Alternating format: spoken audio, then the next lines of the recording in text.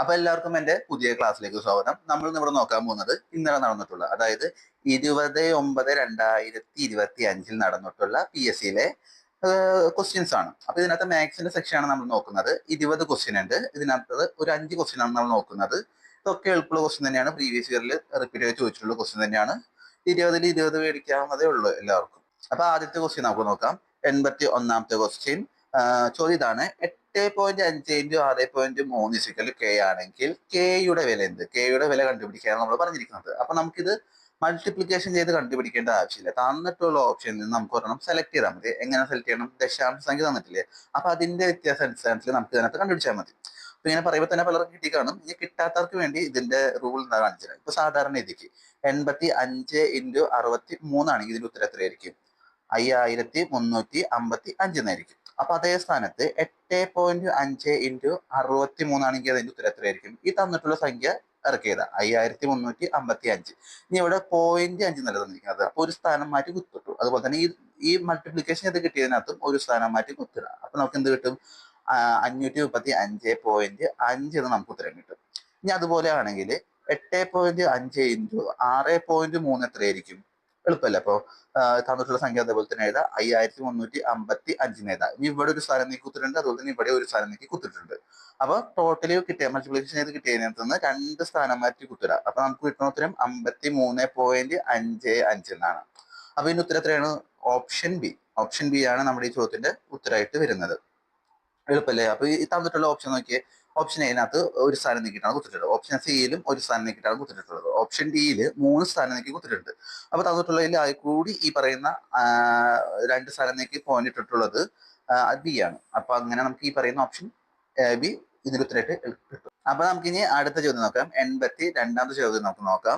ചോദ്യം ഇങ്ങനെയാണ്: 135, 75, 90 എന്നീ 3 സംഖ്യകളെയും പൂർണ്ണമായും ഹരിക്കാൻ കഴിയുന്ന ഏറ്റവും വലിയ എണ്ണൽ സംഖ്യ ഏത്? അപ്പൊ ഏറ്റവും വലിയ എണ്ണൽ സംഖ്യ എന്ന് കണ്ടുപിടിക്കാനാണ് പറഞ്ഞിരിക്കുന്നത്.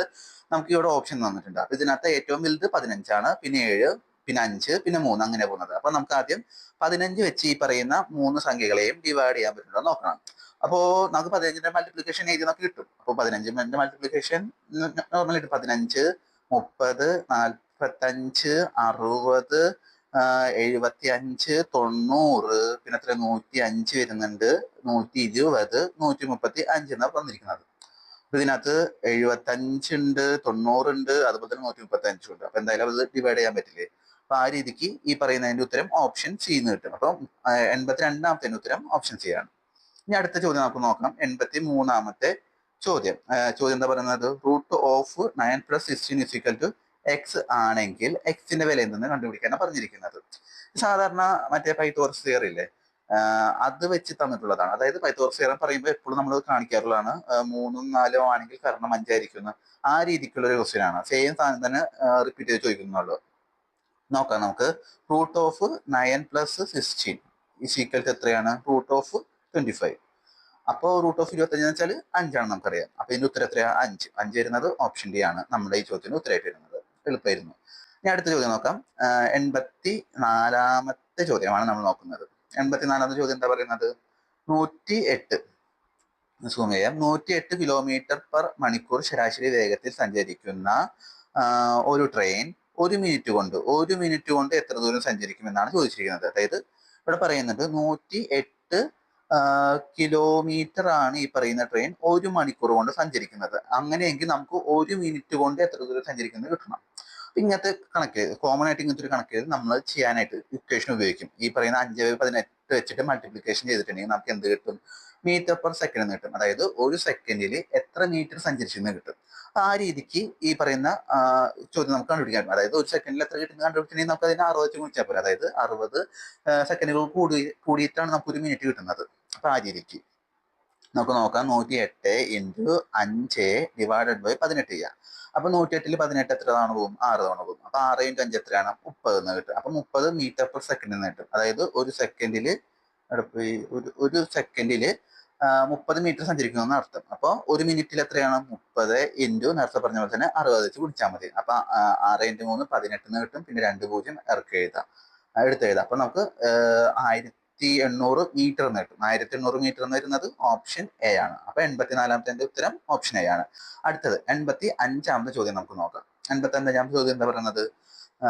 400 രൂപ വിലയുള്ള ഒരു സാധനത്തിന് 12% ലാഭം ലഭിക്കണമെങ്കിൽ എത്ര രൂപയ്ക്ക് വിൽക്കണം?